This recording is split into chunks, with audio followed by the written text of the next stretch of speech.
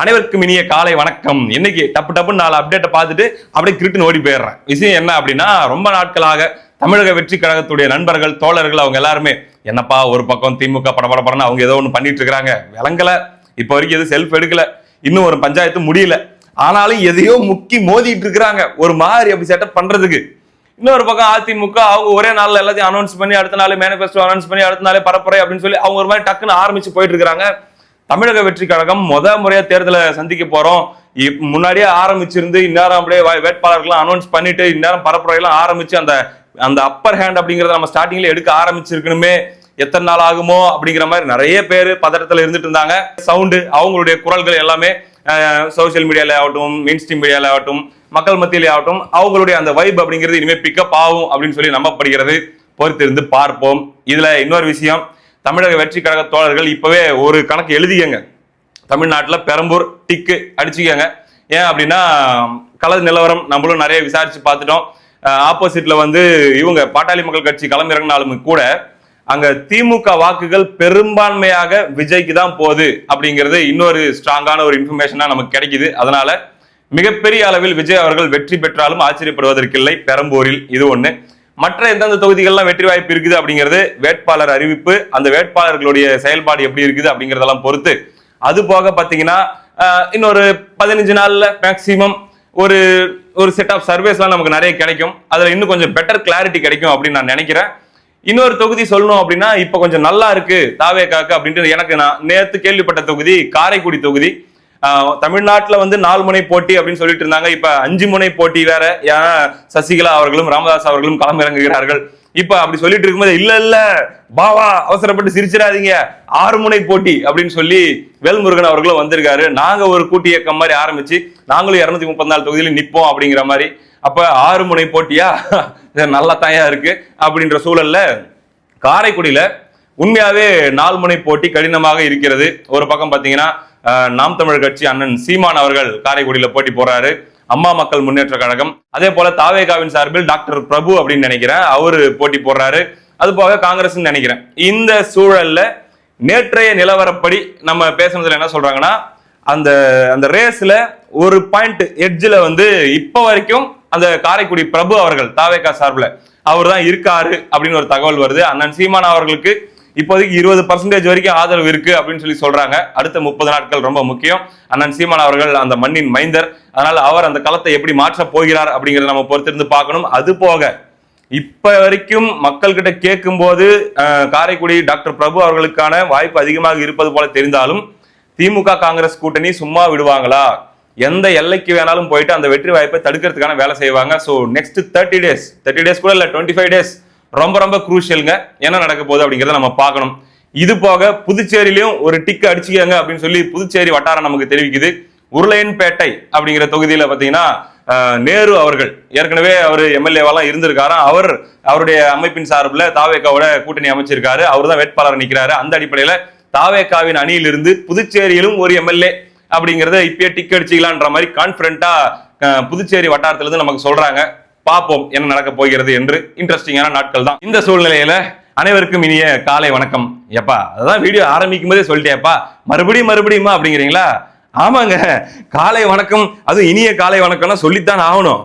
பாருங்க, இன்றைய முக்கிய செய்திகள் அப்படின்னு சொல்லி நம்ம எடுத்தோம்னா, காங்கிரசிற்கு திருமா கண்டனம்.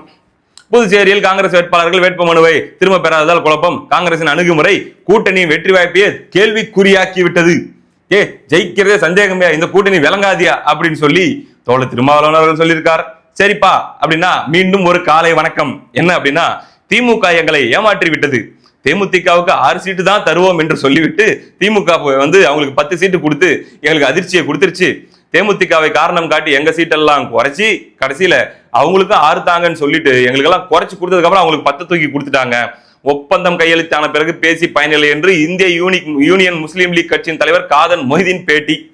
மறுபடியும் ஒரு காலை வணக்கம் உங்களுக்கு. என்ன அப்படின்னா, கொங்கு தனியரசு அதிருப்தி, திமுக கூட்டணியில என்னன்னா சீட்டு கொடுப்போம்னு சொல்லி அவரை கூட்டணியிலே இருக்க வச்சு கடைசியில உங்களுக்கு சீட்டெல்லாம் கிடையாது அப்படின்னு சொல்லி ஸ்ட்ரிக்டா சொல்லிட்டாங்களாம். அதனால தனியரசு அவர்கள் தனிமைப்படுத்தப்பட்டுள்ளார். இப்ப அதிமுக கதவை தட்டுவதற்கு முயற்சி செய்து கொண்டிருக்கிறார். அதிமுகவின் கதவுகள் திறக்குமா என்பது கேள்விக்குறிதான். கதவுகள் திறந்தாலும் கூட அது சீட்டு கிடைக்குமா, ஏன்னா எல்லாமே ஃபைனலைஸ் பண்ணியாச்சு, அதனால என்ன மாதிரி போகும் அப்படின்னு தெரியல. அந்த அடிப்படையில் தனியரசு அவர்கள் மிகுந்த அதிருப்தியில் இருக்காரு. ஒரு சாம்பிளுக்கு வேணும்னா அவர் நேற்று பேசின ஒரு ஆடியோவை கேட்டுருங்களா, ஒரு மீடியா கூப்பிட்டு அவர் பேசினதை. அதனால நம்ம இந்த துரோகத்தை நம்மளால சகிக்க முடியல, கட்சியினர் ரொம்ப வருத்தப்படுறாங்க. ஆனா அறிவாலயம் திமுக தலைவர் முதலமைச்சர் இப்படி ரொம்ப இப்படி பண்ணுவாருன்னு நம்ம கனவுலையும் எழுதுறோம். நம்ம சொல்லுவாங்க திமுக அப்படி கொஞ்சம் தப்பு பண்ணுவாங்க, ஏமாத்துவாங்க, மோசம் பண்ணுவாங்க, நிறைய பேர் சொல்லுவாங்க. நான் நம்பாம இல்ல அவரு அப்படி இவரை பத்தி ரொம்ப உயர்வாகவும் முதலமைச்சரை பத்தியும் அரசாங்கத்தை பத்தியும் கிட்டத்தட்ட எனக்கு நான் வந்து சட்டமன்றத்துக்குள்ளேயும் சட்டமன்றத்துக்கு அப்புறம் 2021 இருந்து இவங்க கடுமையா ஆதரிச்ச அரசு முதலமைச்சரையும், ஆனா இப்படி கடுமையா ஆதரிச்சு அதிமுக விமர்சனம் பண்ணிட்டு இருக்கிற எந்த கட்சிக்கு ஒரு தொகுதி தரன்னு சொல்லி பச்சையா ஏமாத்துறாங்கன்னா நம்ம இதுக்கு மேல நம்ம என்ன செய்ய முடியும்? அதுவும் இல்லாம அவங்க எல்லாரும் சொன்னதா பச்சையா நேற்று இல்லைன்னு சொல்றாங்க. ரைட்டுப்பா தம்பி, குட் மார்னிங்லாம் ஒரு வழியா முடிஞ்சா அப்படின்னா இல்லைங்க, இன்னும் 2 இருக்குது சொல்லிடுறேன். வலுவான கூட்டணி தளர்ந்து விட்டது, கே பாலகிருஷ்ணன். இது கம்யூனிஸ்ட் சைட்ல இருந்து வந்த சவுண்டுங்க. அதாவது பாத்தீங்கன்னா இந்த மாதிரி வந்து நாங்க கொள்கை கூட்டணி, அந்த கூட்டணி, இந்த கூட்டணின்னு சொல்லலாம் பயங்கரமா எங்களை கூட வச்சுக்கிட்டு திமுகவும் சரி காங்கிரஸும் சரி எங்களுக்கு மிகப்பெரிய துரோகத்தை செய்து விட்டார்கள் பாண்டிச்சேரியில வச்சு அப்படின்ட்டு. பாண்டிச்சேரியில மட்டுமா செஞ்சாங்க, தமிழ்நாட்டிலேயும் தான் செஞ்சாங்க. அதை சத்தம் போட்டு சொல்ல முடியல, பாண்டிச்சேரிங்கிறதுனால கொஞ்சம் சத்தமா சொல்லிக்கிறோம். ஆனா தமிழ்நாட்டிலையும் துரோகம் நடந்திருப்பது உண்மை. அதற்கான வேலையை சிபிஐ தோழர்கள் பார்ப்பார்கள். ரைட்டு, கடைசி குட் மார்னிங் அதையும் சொல்லி முடிச்சிரு அப்படிங்கிறீங்களா? இதுதாங்க இருக்கிறதுலே ரொம்ப பெசலைட்டம். அதாவது சிலர் சிரிப்பார், சிலர் அழுவார், நாங்கள் சிரித்து கொண்டே அழுகின்றோம் அப்படின்னு ஒரு கட்சி. எப்பா மிச்சம் மீது அந்த கூட்டணியில வேற யார் இருக்காங்க? குருநாதர் வைகோ கட்சி தான் இருக்கு. அவங்களா அப்படின்னா சரியான கணிப்பு, அவங்களே தான். நேத்து வந்து போயிருக்காங்க அறிவாலயத்துக்கு. ஏற்கனவே அவங்களுக்கு 4 சீட்டு தான் கொடுத்தாங்க, போன தடவை 6. அந்த 4ல வந்து பாத்தீங்கன்னா 3 உதயசூரியன், 1 தனி சின்னமா. இதுவும் பாத்தீங்கன்னா பிரேமலதா அவர்களை காட்டி குறைச்சதுதான். அந்த 4 சம்பந்தமா பேச போனாலும் அந்த 4லயும் இவங்க கேட்கிற சீட்டு கொடுக்காம அதுல சில பல வேலைகள் நடப்பதால் மிகப்பெரிய அதிருப்தி அடைந்து திடீர்னு தேமுதிகவுக்கு கொடுக்கப்பட்ட சீட்டுகளையும் பார்த்து ஷாக்காயி நாங்கள் சிரித்து கொண்டே அழுகின்றோம் அப்படின்னு சொல்லி சிவாஜி கணேசன் மாதிரி பர்ஃபார்மன்ஸ் பண்ணி கொண்டிருக்கிறது குருநாதர் கட்சி. இதோடு முடிந்து விட்டதா அப்படின்னு சொல்லி நீங்க கேட்கலாம். இன்னும் இருக்கு, வேணுமா அப்படின்னு நான் கேட்பேன். பரவாயில்லையா? கனிமொழி அவர்கள் இதுவரைக்கும் கூட்டணி கட்சிகள் சம்பந்தப்பட்ட பஞ்சாயத்துகளை பார்த்தோம். இப்பொழுது கட்சிக்குள்ளேயே இருக்கக்கூடிய கருணாநிதி அவர்களின் புதல்வியாரான கனிமொழி அவர்களும் மாநில அரசியலில் ஈடுபட விரும்புகிறார். அவரும் சீட்டு கேட்கிறார்.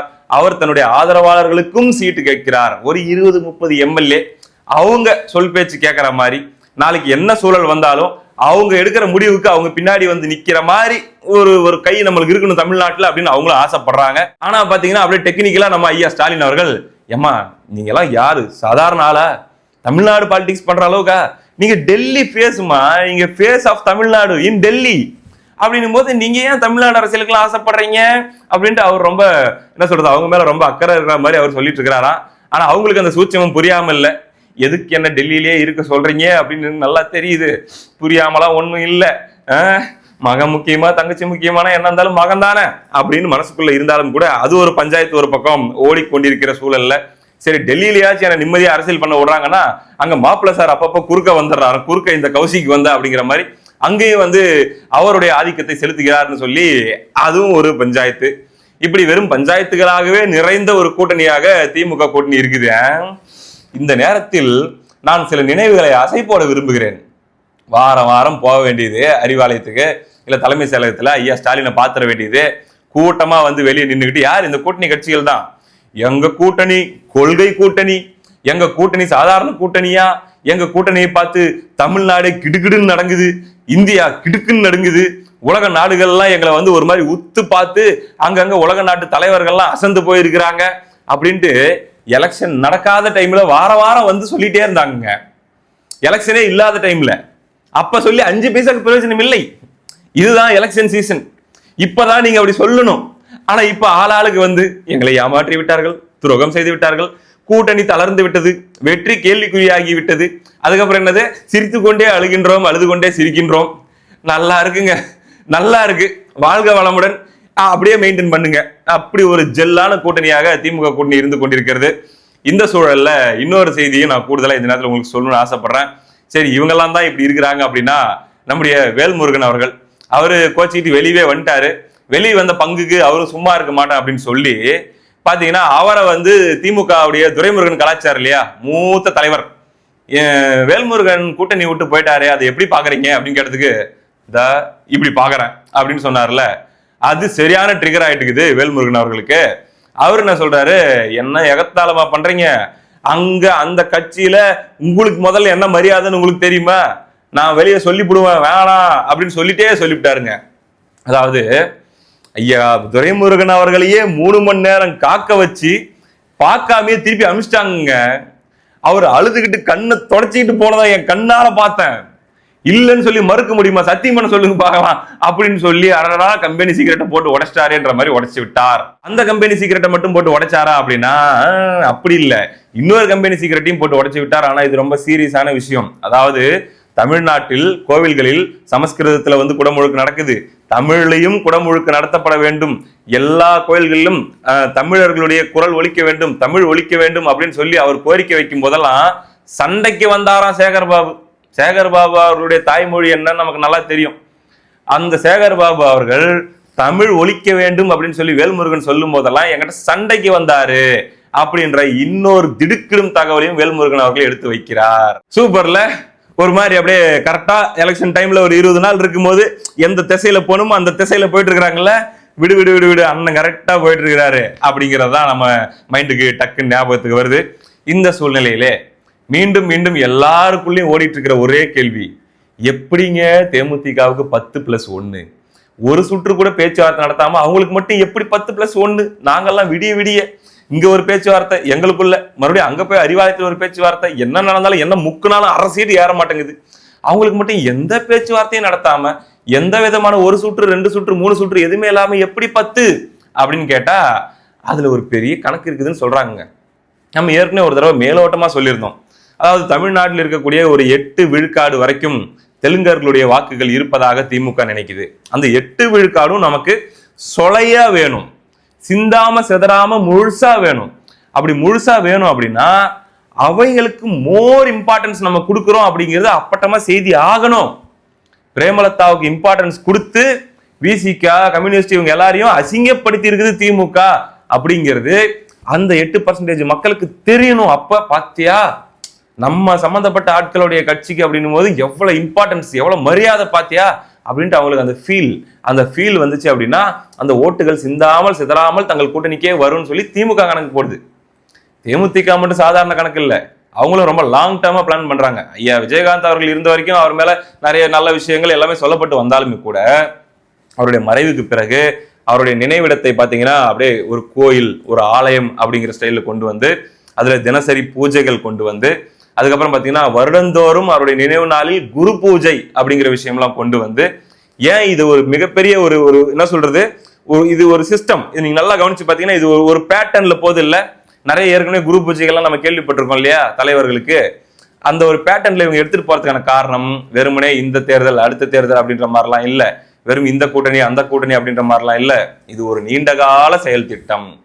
தலைமுறைகள் கடந்து இன்னைக்கு விஜய் பிரபாகரன் அவர்களும் அவங்களுடைய தம்பி இன்னொருத்தர் இருக்காரு இல்லையா, அவங்க 2 பேர் மட்டும் இல்ல, சண்முக பாண்டியன், அதுக்கு அடுத்து அவங்களுடைய பிள்ளைங்க வந்தாலும் இவங்களுக்குன்னு இருக்கிற கட்சிக்கு இவங்களுக்குன்னு ஒரு ஓட் பர்சன்டேஜ் செட் பண்ணிட்டு, அதாவது பாத்தீங்கன்னா அவர்கள் ஒரு சமூகத்துக்கான அல்லது ஒரு மொழி சிறுபான்மையினருக்கான ஒரு கட்சி அப்படிங்கிற ஒரு இமேஜை அப்படியே பில்டு பண்ணி லாங் டேர்முக்கு எடுத்துட்டு போகணும். அப்படின்னா அந்த ஆலயமா கேப்டன் விஜயகாந்த் அவர்களுடைய நினைவிடத்தை வச்சிருக்கிறதும் வருடந்தோறும் குரு பூஜைகள் நடத்துறதும் அந்த கல்ட் ஃபாலோவிங்கை செட் பண்றது அப்படிங்கிற அந்த ஒரு மைண்ட் செட்ல அதை நோக்கி அவங்க கொண்டு போயிட்டு இருக்கிறாங்க.